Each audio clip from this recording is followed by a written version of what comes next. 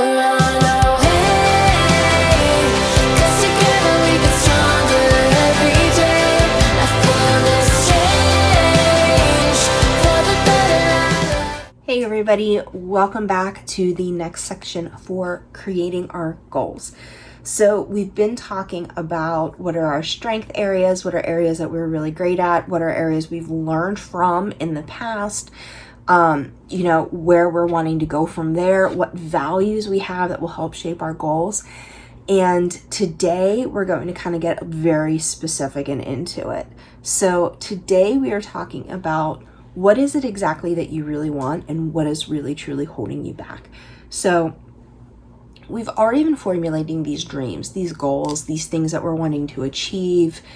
We're building our confidence in the fact that we've got skills and talents within us already to be able to build these and grow. So if you already know exactly what you're wanting, that's awesome. Let's get deeper into it and figure out exactly what it is. So using the example I've been using the last couple of days, if it is, for example, wanting to take that dream trip, well, that's awesome. How much do you want to spend on that trip? Where do you want to go exactly? When do you want to go? How long do you want to go on?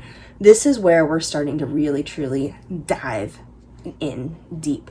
So when you're thinking about what is it that you really, truly want, what you want to think about are, number one, what are those things that you find important in life? So is it family time? Is it travel? Is it, your health? Is it your community? What are those things that you find really important in life?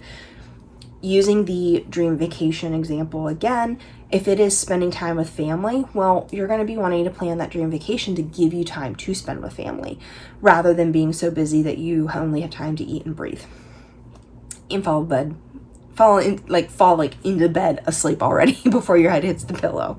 The next thing you want to think about is, what are those things that you're passionate about? What are those things that drive you? What are those things that when the topic gets brought up, you could literally talk about for days? That will help fuel you as you're reaching your goals. The next thing you want to think about is what would help improve your quality of life. So is it spending more time with your family? Is it spending intentional time? Is it maybe getting that travel agent to plan that trip for you because you want to be able to focus on your family? The next thing to think about is, how do you want people to remember you? What do you want them to say when they talk about you? Because that will help shape how you achieve those goals. So if you want somebody to remember you for being super organized, super on top of things, making sure that everybody else has the best time possible, well, then maybe that is what you want to focus on when it comes to reaching that goal of that dream vacation, is everybody in the family saying, you know what, you were the one to go to for planning trips.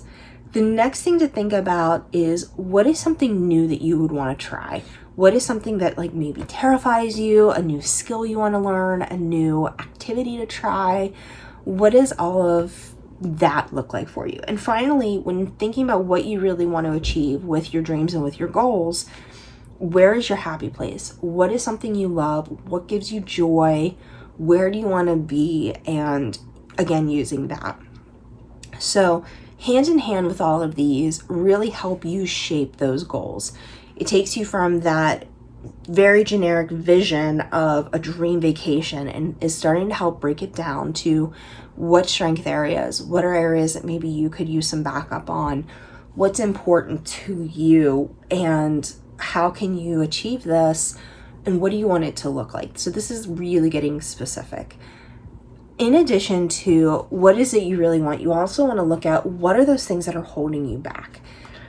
Sometimes when we have giant dreams and then we start creating these goals and we're going through this goal process, it's super overwhelming. It can be so scary to look at this and be like, oh my gosh, I want to plan this dream vacation for me and my family. Where do I start? What do I do? How do I do this? Help. Welcome to life. Plain and simple. Or as I like to say to some of my therapy clients, welcome to the adult world. I mean, it happens, So whenever we start feeling overwhelmed like this, it is way too easy to get into this negative thinking spiral of the I can't, I'm not good at, why should I, other people do it better. And I see this a lot, especially when people are wanting to either create a brand of something, create a business of some sort, monetize something, grow in some way, shape, or form. They look at others and they play that comparison game, which the comparison game is so unhealthy because everybody has their own unique lives. We are not experts in anybody else's life except for our own.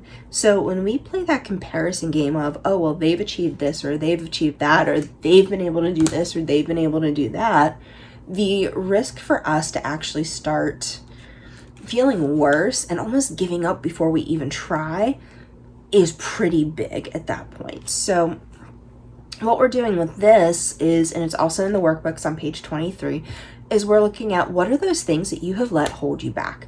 Now, sometimes some of these things are true legitimate roadblocks. So maybe it's you're 15 years old and you want to start a business, but you can't drive to do your business.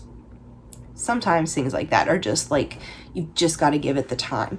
But is it that fear of failure, or is that even that fear of success? Like, what if this goes really well? What do I do then? How do I grow? How do I keep going?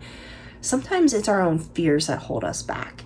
Is it a past experience that holds you back to prevent you from doing things forward? I so often tell my therapy clients, your past experience dictates your current anxiety. And what I mean by that is if you've had a bad experience in the past, our brains instinctively will generate that memory more and more and more so that we don't fail in the future or we don't set ourselves up to be hurt in the future, for example.